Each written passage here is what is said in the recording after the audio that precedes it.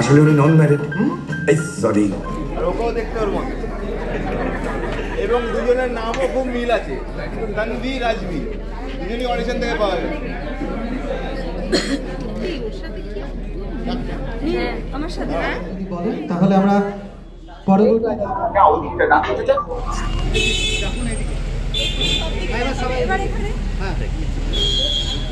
যে কোনো কাজ পাওয়াটাই আমার কাছে ভাগ্যের ব্যাপার। হ্যাঁ, আর আমরা যারা কাজ করি আমরা শিল্পী, মানে যারা প্রত্যেকে কাজ করছেন, আমি একা বলে নয়, যে কজনই আছেন, মানে যারা যারা অভিনয় করছেন, এবং শুধু অভিনয় না, অভিনয় আমাদের ক্যামেরার পিছনেও যে বড় একটা টিম আছে, আমরা প্রত্যেকেই শিল্পী, আমরা প্রত্যেকে টেকনিশিয়ান। আমরা মেকআপ করে থাকি, যারা ক্যামেরার পিছন দিকে কাজ করছেন তারা মেকআপ ছাড়া আছে, এমনকি তোমাদেরও তাই। সেম সেম সবাই। আজকে তুমি আমার ইন্টারভিউ করো কি কালকে অনুষ্কা শর্মা ইন্টারভিউ করো, তোমার জবটা তোমার কাছেই থাকবে। তো আমার কাছে যে কোনো কাজ পাওয়াটাই খুব ভাগ্যের ব্যাপার। ডেফিনেটলি মানসীদি আমাকে যে সুযোগটা দিয়েছেন সেটার জন্য আমি ওনার কাছে খুবই কৃতজ্ঞ, এবং আমিও আমার তরফ থেকে চেষ্টা করেছি ওনার কথা অনুযায়ী নিজে যতটা পারা যায় ভালোভাবে করার। এবার বাকিটা তো দর্শকদের। এই ছবিতে কিভাবে দেখতে পাচ্ছি একটু যদি ক্যারেক্টারটা ক্যারেক্টার তো দেখো, দুই বোন, হ্যাঁ, একটা যৌথ পরিবার। দেখো আজকে কিন্তু আমরা যেখানে এসেছি, আমাদের যে প্রেস মিটটা হচ্ছে সেটাও কিন্তু নর্থ ক্যালকাটার একটা পুরোনো বাড়িকেই বাঁচা হয়েছে। তো আমাদের গল্পটাও ঠিক সেরকমই আর কি, মানে পুরোনো বাড়িকে ঘিরে। ঠিক পুরোনো বাড়ি বলবো না, কি হয় বেশিরভাগই কিন্তু আমার কিন্তু এখনো জয়েন্ট ফ্যামিলি, মানে অন্বেষা কিন্তু এখনো জয়েন্ট ফ্যামিলিতেই থাকে, প্রপার জয়েন্ট ফ্যামিলি। তো আমি আমার কথা বলবো না, কিন্তু বেশিরভাগই তাই দেখবে। বেশিরভাগই হয়তো 90-এর মধ্যে 5 জন হয়তো প্রপার জয়েন্ট ফ্যামিলি, বাকি সবাই নিউক্লিয়ার ফ্যামিলিতে ভাগ হয়ে গেছে। তো এই মেয়ে দুটিও, মানে এরা দুই বোন দুষ্টু মিষ্টি, এরাও কাজের সূত্রে একজন দিল্লি, একজন কলকাতা, এইভাবে আছে। তো এবার একটা ঘটনা, একটা পরিস্থিতি এমন হয়, মানে ওদের জীবনে আসে, যখন ওরা ডিসাইড করলো যে আবার সব এক জায়গায় হবে। এবার কীভাবে এক জায়গায় হবে সেই নিয়ে গল্প, এবং গল্পে অনেক প্রশ্ন আছে। আমি দেখেছি যে অনেকে জিজ্ঞেস করছে আমার চুলটা এরকম কেন, সেগুলো আমি এখন এই মুহূর্তে বলে দিতে পারবো না, কটা দিন তো অপেক্ষা করতে হবে। 18 তারিখে তো আমাদের বোধহয় প্রিমিয়ার আছে, তো তখন সেটা রিলিজ হলে দেখবে। বাট যদি গল্প তুমি আমাকে জিজ্ঞেস করো তাহলে আমি বলবো যে এটা সম্পূর্ণই পারিবারিক গল্প একটা। আজকে ট্রেলার লঞ্চ হবে, আস্তে আমরা দেখতেও পাবো কিছুটা। এবং একান্নবর্তী পরিবারের গল্প অনেকটা বড়, মানে সেই জায়গায় সবার সাথে কাজের এক্সপিরিয়েন্স খুব ভালো, খুব ভালো। আমার জাস্ট মানে কিছু মনেই হয়নি যে আমি মানে কি করছি, মানে ওই যে বলছো যে একটা টেনশন কাজ করে বা কিছু। হ্যাঁ, টেনশন আমার প্রত্যেকদিন, আমি যখন শুটিংয়ে যাই আমার সবসময় কাজ করে। ক্যামেরার সামনে দাঁড়ানোটাই একটা সব থেকে বড় চ্যালেঞ্জ। তো সবাই এত ভালো, মানে মানসীদি তো ভালোই, মানসীদির কাজ আমরা সবাই দেখেছি, মানে ক্যামেরার সামনে মানসীদিকে আমরা বেশি চিনি, ওনার আগের ছবিও আমি দেখেছি। মানে আমার কাছে মানসীদির সাথে মানসীদিকে দেখা মানে কাজ করতে দেখাটা হচ্ছে, আমি সবসময় ওনাকেও বলি, আমার মনে হয় আমি আমার চোখকে একটা ট্রিট দিচ্ছি। তো ওনার ডিরেকশন আমি প্রথমবার কাজ করলাম, এবং তাছাড়াও মুভিতে আরও যারা যারা আছেন, পায়েল আমার বোন হয়েছে, যে অর্জুনদার সাথে কাজ করেছি, সায়ন আছে, অপাদি আছেন, হ্যাঁ, খরাজ মুখার্জি আছেন, এবং স্মৃতিকাদির সাথে আমি আগে পথেও কাজ করেছিলাম, স্মৃতিকাদি আছে, তারিন্দি আমি জানি না আজকে এসেছি না কখন আসবে। তারিন্দি খুব সুইট। যাই হোক, মানে এরকম আরও প্রত্যেকে আছেন যাদের সাথে কাজ করতে গিয়ে না, মানে আমি বলছি আমার 20-21 দিন শুটিং ছিল, মাঝখানে 2 দিন ছিল না। আমি ঘুরে এসে ওদের বলেছিলাম যে আমি এরকম মিস করছি, জানো তো তোমাদেরকে, মনে হচ্ছে যে কালকে আবার কখন কল থাকবে, সকালবেলা কখন যাব। তো না, মানে আমাদের 20 দিনের মধ্যে খুব ভালো বন্ডিং তৈরি হয়ে গেছিলো, মানে খুব ভালো। এবং ক্যামেরার পিছন দিকেও যারা ছিলেন, চিন্টুদা, মানে যিনি আমাদের ডিওপি, তারপর আমাদের যিনি প্রডিউসার আছেন শুভঙ্করদা তো একটু পার্টও করেছেন আমাদের মুভিতে। মানে সবাই ভীষণ কুল, খুব ভালো, খুব পজিটিভ। দর্শকদের কি বলবে, মানে সামনেই তো প্রিমিয়ার, অবশ্যই আপনারা এসে দেখুন আর ভালোবাসা দিয়ে ভরিয়ে দিন। একটা প্রশ্ন, সেটা হচ্ছে সবথেকে বেশি কঠিন কোনটা? সেটা হচ্ছে পরিবার সামলানো নাকি অভিনয়?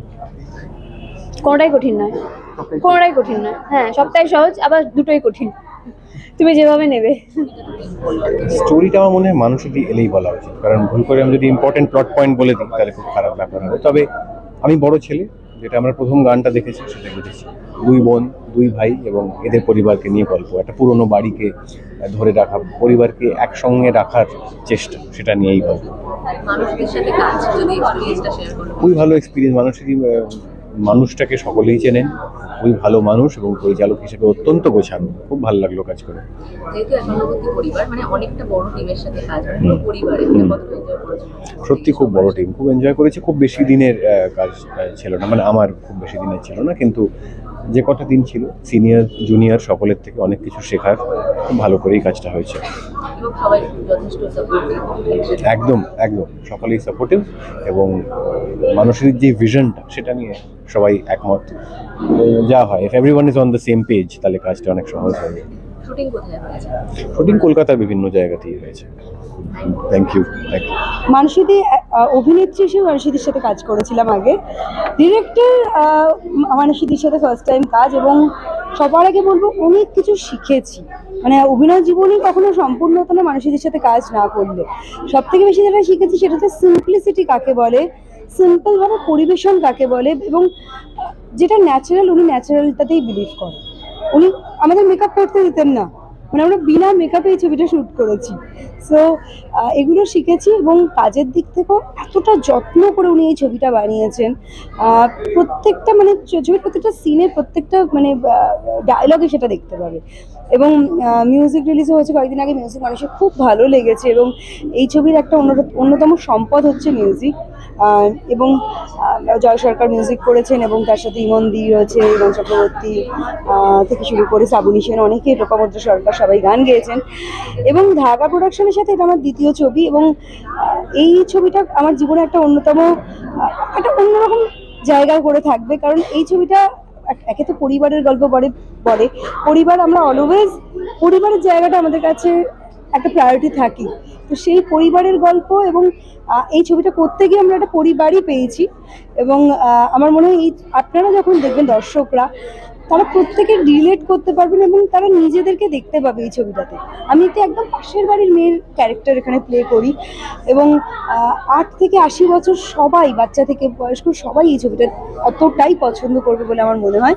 একটা নর্থ কলকাতার প্রেক্ষাপটে বাড়ি, আমাদের বাড়ি তো একটা আবেগ, সেই বাড়ির যে পরিবার ভেঙে যাওয়ার গল্প, এবং সেই পরিবারকে একটা আবার একত্রিত করা বা ভালোবাসার সুরে বাঁধার গল্প কিন্তু 5 নম্বর স্বপ্ন। সবটাই বলে দিই, যদি তোমাকে জিজ্ঞেস করা হয় নিউক্লিয়ার নাকি একান্নবর্তী পরিবার, তোমার কোনটা? একান্নবর্তী পরিবার এনি টাইম। মানে দেখো, একান্নবর্তী পরিবারে হয়তো ওই বলে না, বাসন লাগলে বাসনে ঠোকাঠুকি লাগবেই, ঠিক আছে, কিন্তু ওটার যে ভালোবাসা, আমি নিজেও ছোটবেলায় একান্নবর্তী পরিবারে বড় হয়েছি। এখন যেটা ওই সময়ের কালের নিয়মে সবাই, আমরাও নিউক্লিয়ার ফ্যামিলিতেই থাকি, বাবা মা আমি, কিন্তু ওই পরিবারের ভালোবাসা, ওই পরিবারের সবসময় সাপোর্ট, কিছুর জন্য আমাদেরকে ভাবতে হয় না একটা একান্নবর্তী পরিবারে, তো সেটা কিন্তু সবসময় মিস করি। আমাদের 5 নম্বর স্বপ্নময় লেনটা আসলে একটা স্বপ্ন ভেঙে যাওয়ার গল্প, আর সেই স্বপ্নটাকে আবার বুনে বুনে বুনে বুনে জোড়া দেওয়ার গল্প। আর সেটা পুরোপুরি ফিল করতে পারবেন একসঙ্গে হাঁটলে। কোথায়? 5 নম্বর স্বপ্নময় লেনে হাতে হাত ধরে হাঁটবো, হলে না এলে সেটা হবে না, আসবেন। অনেক নতুন নতুন ছেলেমেয়েরা কাজ করেছে এই ছবিতে। বাংলা ইন্ডাস্ট্রি অনেক নতুন অভিনেতা অভিনেত্রী পেয়েছে, তাদের সঙ্গত করেছেন আমাদের সিনিয়ররা, ভালোবেসে আগলে সবাই মিলে ওই 101 জন, এবং আমাদের পুরো সিনিয়র টেকনিশিয়ানরা, জুনিয়র টেকনিশিয়ানরা সবাই মিলে এই স্বপ্নটা বানানো হয়েছে। কাজে এই স্বপ্নটা আপনাদেরও হাত লাগবে, এই হাতে চলে আসুন। আমি ঠিক পরিশ্রমটা বুঝিনি, কারণ জানিস মানুষ, জানিস একটা সময় পর বোধহীন হয়ে যায়। আমি এরকম বোধহীন হয়ে গেছিলাম, পিঠে ব্যথা ফিল করতে পারছিলাম না, হাঁটুতে ব্যথা ফিল করতে পারছিলাম না, মানে সার চলে গেছিল শরীরের। আর আমাদের যে প্রডিউসার শুভঙ্কর, ও যখন মনে হবে যে আমার এটা লাগবে, তখন না ও এটা বলবে, দিদি তোমার খুব কষ্ট হচ্ছে, এটা করে দাও। এই যে আমি এখন এখানে বসে আছি, ও কিন্তু এরকম ইশারা করছে, মানে আমি যে দুটো ফুচকা খাবো সেদিকে ওর কোনো মন নেই, ও বলছে তুমি আগে চলো, অন্য জায়গায় যেতে হবে। এরকম নির্মম, এরকম মানুষ দরকার হয়, তবেই কাজ হয়। দর্শকদের এটাই বলবো, প্লিজ হলে এসে দেখবেন। আমরা হলে এসে দেখবেন বলে ছবিটা বানাই, ফ্রেমগুলো সেভাবে বানাই। মানে আমি নতুন নতুন কাজ করছি না, যে আপনারা হলে এসে দেখলে আমি একটু ভরসা পাবো। এরপর 3 নম্বরটা দেখার জন্য অপেক্ষায় আছে। সে তো আপনারা জানেন, আপনারা যদি আসেন, এই ছবি পয়সা যদি শুভঙ্কর ফেরত পায়, তবে 3 নম্বরের জন্য টাকা দেবে। ক্যারেক্টারটা এক কথায় বললে একটা মধ্যবিত্ত ঘরের ছোট ভাই, মানে মা বাবা দাদা আর আমি। তো টিপিক্যাল যেরকম হয় যে বড় দাদা একটু পার্সোনালিটিটা একটু স্ট্রং, আমার পার্সোনালিটিটা একটু মানে টিপিক্যাল ছোট ভাই টাইপের, যে তার পার্টনারের সাথে তার একটু খুনসুটির সম্পর্ক, মাকে খুব ভয় পায়। বাবা একটু ফ্রেন্ডলি, দাদার সাথেও ফ্রেন্ডলি, বৌদির সাথে আবার একটু আবদারের সম্পর্ক, এরকমই এটা। আর হ্যাঁ, এই সম্পর্ক বললে আমার আরও কেন বলবো যে মানুষ এই ছবিটাকে, এই ট্রেলার দেখে, টিজার দেখে আরও কেন ওনাদের ভালো লাগছে, তার কারণ হচ্ছে এটা খুব লাইফ লাইক, মানে নিজের জীবনের সাথে খুব সামঞ্জস্য খুঁজে পাচ্ছে মানুষ, তাই জন্যই তারা এত পছন্দ করছে। অনেকটা বড় পরিবারের সাথে কাজ, একসাথে টিম ওয়ার্ক, কিরকম এনজয় করেছেন? এনজয় তো করেইছি, আর মানে নিজেকে করার সময় ঠিক মানে অবিশ্বাস্য লাগছিল যে হ্যাঁ, মানে যাদেরকে আমি স্ক্রিনে দেখতাম, লুক আপ টু করতাম যে অভিনয় করলে হয়তো এদের সাথে করব কখনো বা এদের মতো করব কখনো, তো তাদের সাথে অভিনয় করার সুযোগ পেয়েছি। এবং তার সাথে আমার নির্দেশক মানুষের সিনেমা, মানুষেরই, মানে ওনার ডিরেকশনে মনেই হয়নি যে কোনো মিশন আছে বা কিছু কাজ করতে হবে, জাস্ট আমি গেছি আর অভিনয়টা করে দিয়েছি ব্যাস। আর প্রচুর সাপোর্ট পাওয়া গেছে, অনেকটা মানে অলমোস্ট মানে পুরোটাই।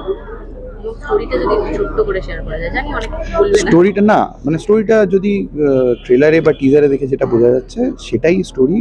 আমরা যে আমাদের শিকড়টাকে ভুলতে বসেছি, সেই শিকড়টাকে মনে করিয়ে দেয় সেই গল্পটা, শিকড়ে ফিরে যাওয়ার গল্প, শিকড়েটাকে বাঁচিয়ে রাখার গল্প এই গল্পটা। আমাদের যে 51বর্তী পরিবারগুলো আস্তে আস্তে হারিয়ে যাচ্ছে, সেইটাকে আবার ফিরে পাওয়ার গল্প।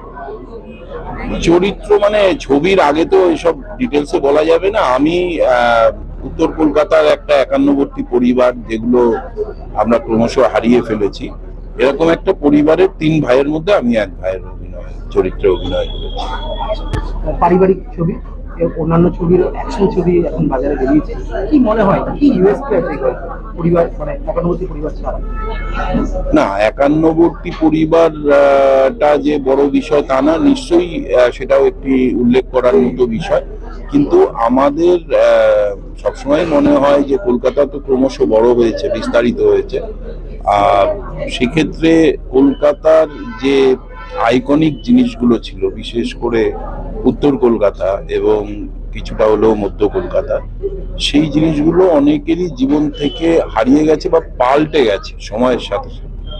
সেটাকে এতদিন বাদে আবার মানুষই ফিরিয়ে আনার চেষ্টা করেছে, যেটা অবশ্যই দাগা প্রোডাকশন, সুভাষ বেরা বা শুভঙ্কর মিত্রের কে অভিনন্দন জানানোর মতো একটা বিষয়।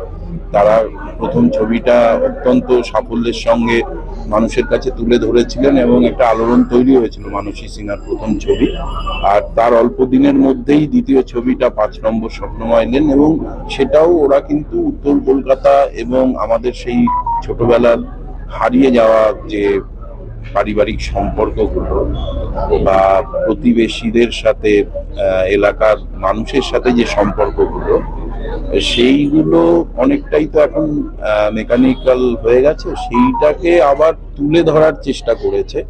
এবং এই জেনারেশনের ছেলে মেয়েদের কাছে আমার মনে হয় এটা একটা শিক্ষণীয় কিছু হবে, যেটা ছবিটা দেখলে বোঝা যাবে।